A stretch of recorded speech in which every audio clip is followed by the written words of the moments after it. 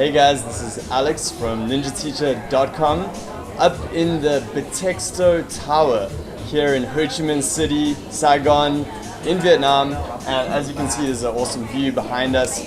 And I'm joined here by Galen, my friend and a fellow person living here in Vietnam, and he's been teaching out here, so I thought it would be nice to chat to him a little bit and get some insights and thoughts from him about what it's like to live and teach English here. So welcome Galen, thanks for joining, and why don't you just start by telling us a little bit about your story of how you came to live and teach English here in Vietnam. Yeah, no worries. Hi guys, my name's Galen, as Alex already said. I originally came here in February last year just to meet my Vietnamese girlfriend. Met her online, talking to her for a bit, and decided just to make the journey out here. And instantly fell in love with my girlfriend, but also fell in love with Vietnam as well. Came here again in June for a whole month, so I had a fairly decent amount of time to just explore the city, the people, learn a bit more of the language, which was really good. And I decided in September to make the journey out here, and I was searching for about a month before then, just trying to find a way that I could work in Vietnam, and I came across an in-class TEFL course here in Vietnam, which was basically free accommodation. It got me into teaching in Vietnam.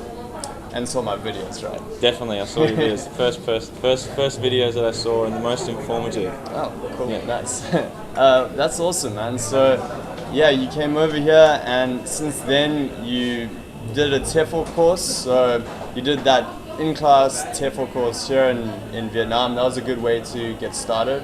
Yeah, right? Definitely. It had the free accommodation, and the guaranteed employment was probably my favourite part of it, because the idea of searching in a foreign country for employment sort of seemed a bit daunting to me. So once I saw that, I was like, yeah, straight up. Nice. Yeah. And then since then you've been doing some teaching, and you've been out here a few months and yeah. teaching, and how have you enjoyed the actual teaching side of things? Teaching, I love it. I never imagined myself as a teacher, and being someone who doesn't have a degree as well, I never thought I would teach English or teach anything for that fact, but I really enjoy it. Nice. Especially seeing the little, usually teaching little kids that are about knee height.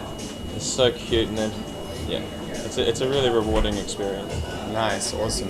And so that's a great thing to do. And would you say that, living here, the lifestyle, at least from my point of view, is great, because you can live very cheaply, but also a very nice lifestyle. As you can see, it's a modern city, as well as having like the vibrance of Southeast Asia, where you go down to the streets and there's all like food stalls, and it's a bit crazy kind of on the street level, but then there's also like really nice things you can do, like come up here, check out this amazing view.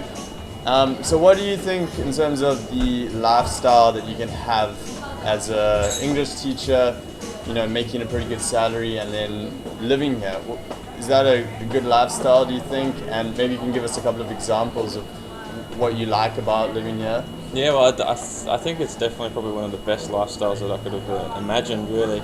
You get a high salary and the low cost of living, plus you've also got the fact that you can come to places like this. We're on the 50th floor, a nice view in the afternoon, and your coffee, a bit pricey for Vietnam, but if I went to a cafe where I'm from in Noosa, just on the beach, it would have cost about twice the price that I paid here. So I think it's all very moderate pricing compared to what I have to pay back in Australia.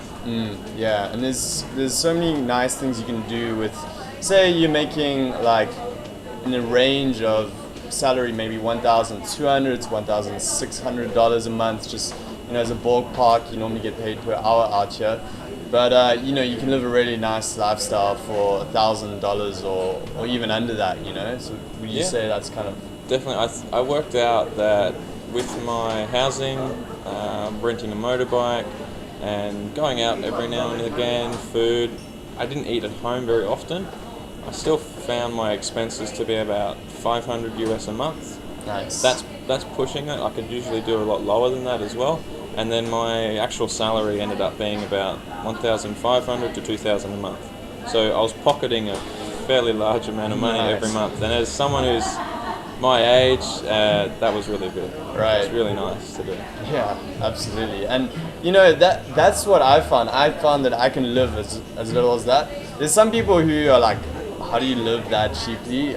Even here, you know, some people spend a bit more. So sometimes I get questions about why some people are saying it's so low and some people are saying it's actually higher. Well, of course, it just depends on your standards of living. Not even necessarily standards, just kind of what you spend money on. If you go out to Western restaurants, for example, you're going to spend more. If you eat local, you'll spend less. You live in a district that's, you know, it's quite cheap, right? That's right. Whenever you want to get food, if you want Western food, the price there is fairly decent, but it's not the Western food you're used to. You don't want to go to McDonald's because the quality is not that good, and it's the same price you'll pay back in Australia, so there's no point. You can get a bowl of pho for $1. Love that. The best breakfast you can get, nice hot bowl of pho early in the morning. Then if you want later in the day, or when you go to have a beer with your mates or something, 15 cents, 3,000 dong beer, definitely the best, yeah. But Western food, I personally I was steering clear of Western food most of the time I've been here. Just the price, and when you're in a foreign country, the idea is to eat their food instead of your own. Obviously, every now and again, it's nice to have a taste of home. But yeah, generally, I stuck to the Vietnamese cuisine. Nice. Yeah, so I mean, of course, it just depends, and I think that no matter what, though, you can still live very nicely and usually save a good amount of money too. If you get a job out here in Ho Chi Minh City or Hanoi, in Ho Chi Minh City, from my experience, there's more set jobs. You get more hours from a single job. Usually, you might have to take on a couple of different jobs. Up in Hanoi, it seems like there's more of people are just picking up hours here and there. Although it's not always the case, but sometimes there's a bit of a mixing and matching. You have to work at multiple places. I think ideally you would want to get more hours from one school. So yeah, just wanted to ask a few things like along those lines, and maybe I thought this was interesting because some people have asked me about dating abroad in Asia, and I know you've got a Vietnamese girlfriend. Yep. And how have you found that? You know, it's connecting with locals, and you know, in your case, your girlfriend. Have you found that that's something that's easy to do, and is it something that you would recommend dating people from Vietnam when you're out here? I definitely recommend it. It always depends on, obviously, every person's different as well. In my experience, most of the time I spent dating my girlfriend was at her house. So I spent a lot of time with her family, a lot of time practicing Vietnamese, and a lot of people laughing at me for, you'll get things wrong over and over and over, but still a good experience. When you do get to go out, or when you do go out with them, it's a lot of fun. Nice. It's a lot of fun. Definitely different to dating a Western girl, but it's definitely a good experience. Yeah, I think there's a difference in culture, but in Vietnam, it's quite an open country. Surprisingly open from my experience, especially in Ho Chi Minh City here. It's very modern, and the younger generations, and I found this throughout Asia and throughout the world, the younger generations, there's so much commonality because you've grown up in the same generation as them. There's still cultural differences, but it's easy to overcome them, and you know, there's usually quite a good level of English in the bigger cities too, so it's very possible even if you don't speak Vietnamese. Definitely. In my experience in the 7 months, I only dated two different Vietnamese girls. Both of them had very good English, and you'll notice when you're dating that the good English is usually, you'll tell straight away. And to put it in perspective compared to Western and Vietnamese, even the Vietnamese girls, sometimes they'll go to pay half the bill, sometimes they want you to pay it or expect, or it depends on the person. Always depends on the person, I think. Cool. That's interesting. Well, thanks, man. It was interesting to hear your thoughts on living out here. Sure. Maybe we can just wrap up with giving like one piece of advice, and I like to ask people when I speak to them, what would your piece of advice be to someone who's considering coming out to teach English in Vietnam, in Asia in general, and maybe they're on the fence about it? What would you say is your advice to someone like that? To someone who hasn't come out Right. quite yet? I'd probably say just take the plunge, find a nice cheap flight out here and just get into it. If you don't have your TEFL, get an in-class TEFL course. They're definitely worth getting because you get the teaching experience with it, which I think is very valuable. I can't imagine jumping into a classroom of 20 screaming little kids without having any prior experience of that. That'd be a bit scary. But if you can get into an in-class TEFL course, you just get out. You got to come here and experience it, and you'll know what everyone is saying. You'll understand what everyone's saying once you get here. Yeah, it's good advice, and that's pretty much what I always say to people. Of course, it's something you have to decide if it's right for you. Don't just do it if you're not sure. Make a decision. Make sure you're sure about it.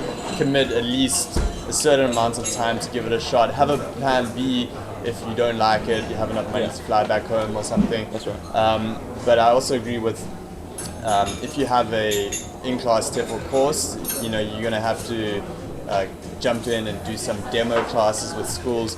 In Vietnam, you really do have to come out here to interview for schools. It's really hard to secure a job from outside of the country. You can't really do Skype interviews and stuff. They just don't do that here. So you would have to come out. But if you do, the market is booming right now, and it's really a really good place to teach in Asia right now. It's like, that's why I'm here, because my business is helping people get started teaching.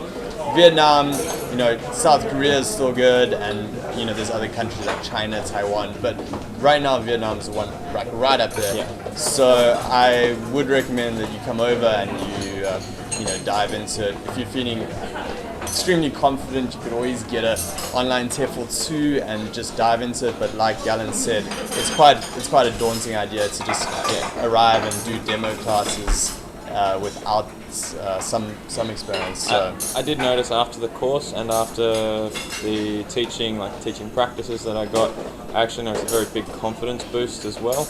During the course, obviously your instructor, he gets you up in front of the class every day. Right. So you'll be used to being in front of people all the time. Yeah, So that's what you get in teaching. You have to be in front of a class for the whole 2 hours.